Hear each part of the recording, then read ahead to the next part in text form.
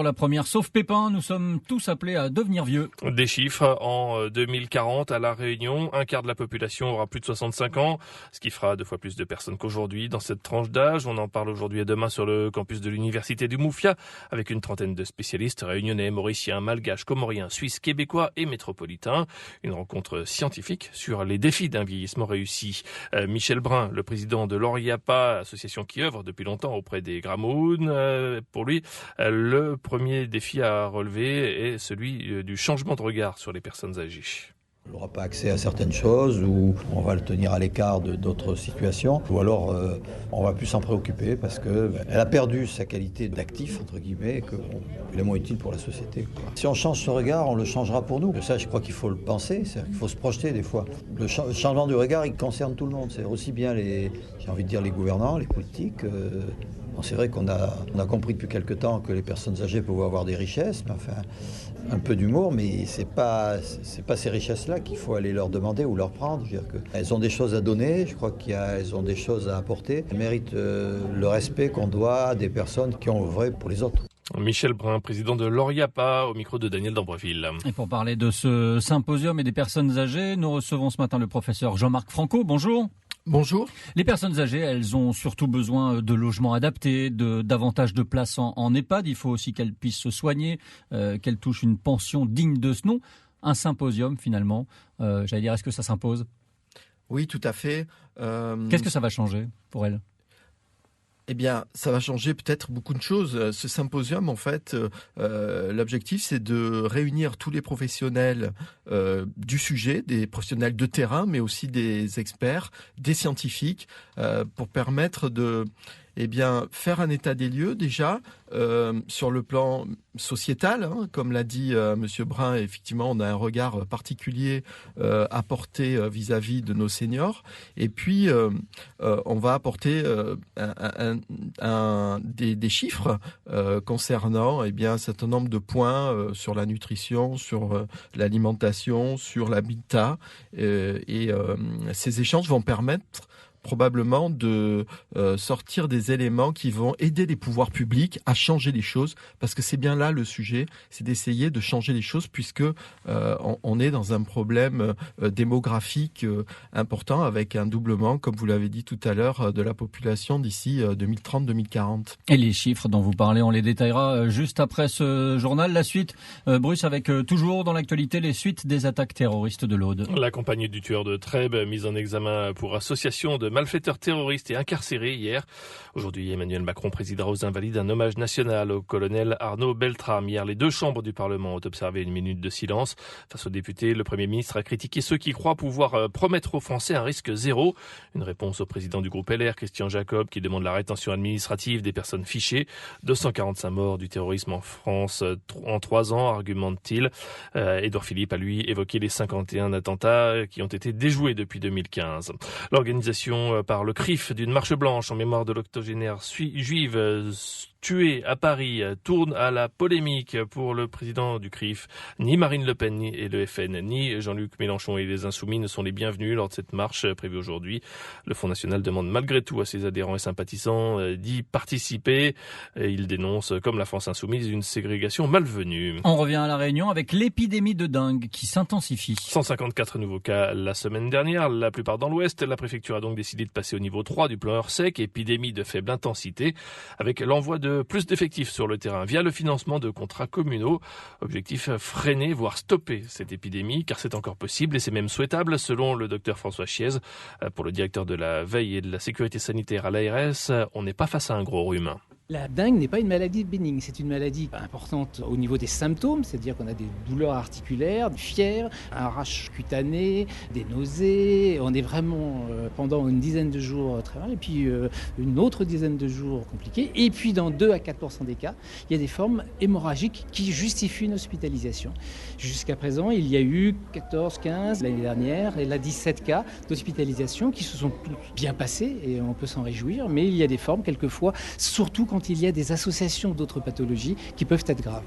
Le docteur François Chiez de l'Agence régionale de santé au micro de Jean-Paul Mélade. Le sport, c'est la santé, mais eux aussi vieillissent, se blessent ou sont en baisse de forme. Pour le quart de finale de Coupe Davis la semaine prochaine, Yannick Noah a dévoilé sa liste. Ce sera sans Tsonga, Monfils, Simon ni Gasquet. Aucun des quatre, c'est une première depuis 2005. Pouille, Manarino, Chardy et la paire de double Mahut-Herbert. Voilà les retenus. L'équipe de France de football, elle, s'est relevée hier. Victoire sur la Russie 3-1, mais succès qui ne rassure pas. Il y a eu un doublé de Kylian Mbappé, son premier en sélection, et un coup franc magistral de Paul Pogba. Pour le reste, face à une très faible équipe de Russie, il y a encore de gros points d'interrogation, même si Didier Deschamps, le sélectionneur, se satisfait de la prestation. On a toujours cette capacité à se créer des occasions à marquer, on met 3 buts. Voilà, on a cette force-là. On a eu de bons enchaînements aussi. Après, c'est à travailler, à répéter. Lorsqu'on peut associer vitesse et qualité de passe, c'est intéressant. Après, ce qui m'a déplu, il y a toujours des choses un petit peu qu'on peut faire mieux, qu'on doit faire mieux. Première période, des pertes de balles un peu stupides et on donne des munitions à l'adversaire. Ça a été moins le cas en deuxième mi-temps. Et il y avait d'autres matchs internationaux de préparation à la Coupe du Monde hier soir. Revanche du 7-1 au dernier mondial. Le Brésil est allé battre l'Allemagne chez elle 1-0, un partout entre Angleterre et Italie. Et puis carton de l'Espagne 6-1 contre l'Argentine. Une pluie de buts et peut-être à cause de l'absence de Lionel Messi côté argentin. Ceci explique peut-être cela. Merci Bruce Régent. Vous revenez à 7h30 pour l'essentiel.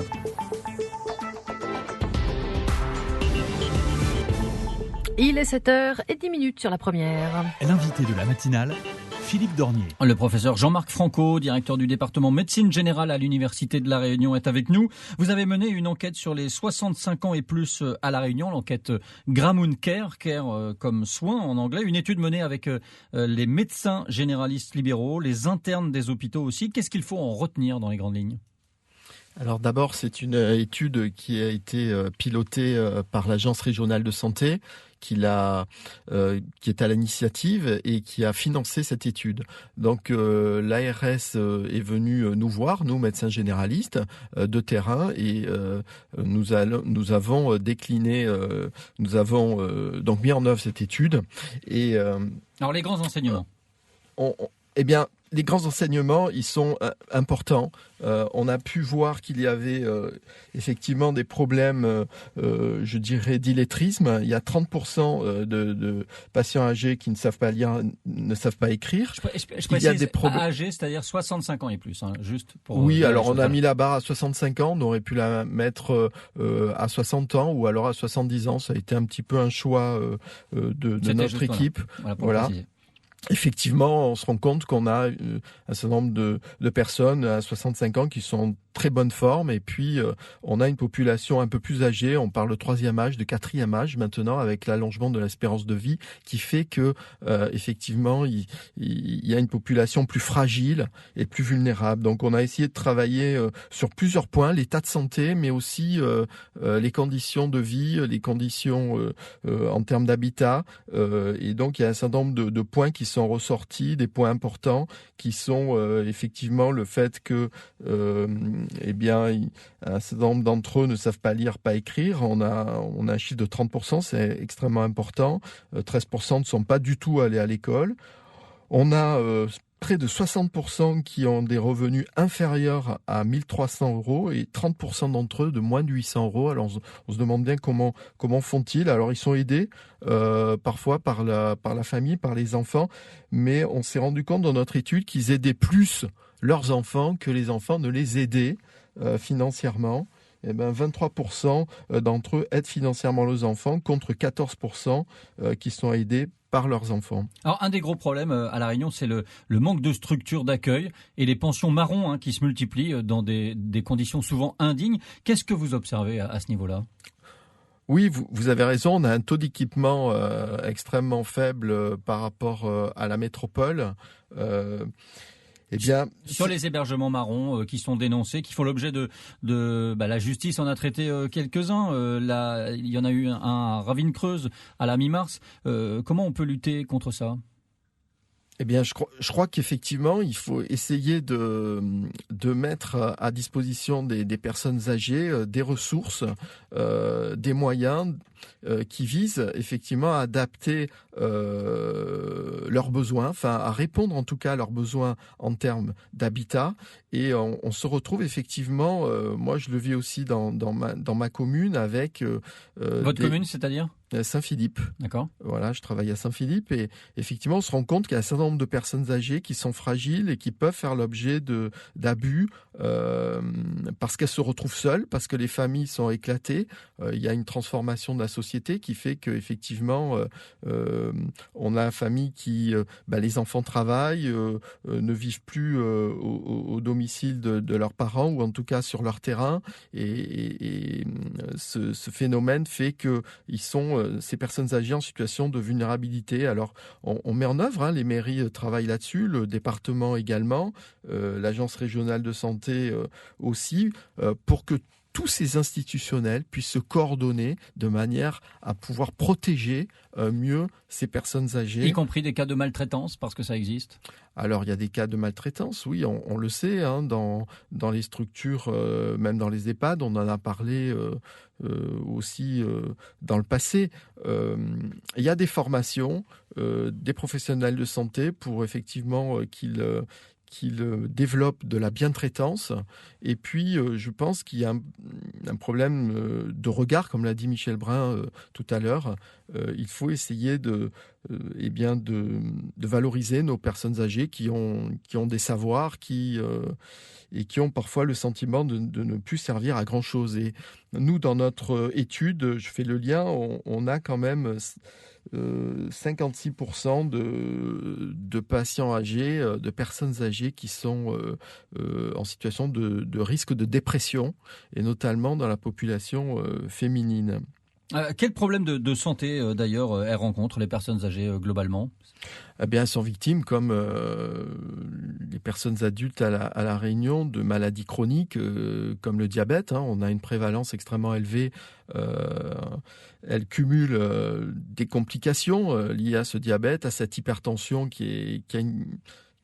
dont le taux est extrêmement élevé.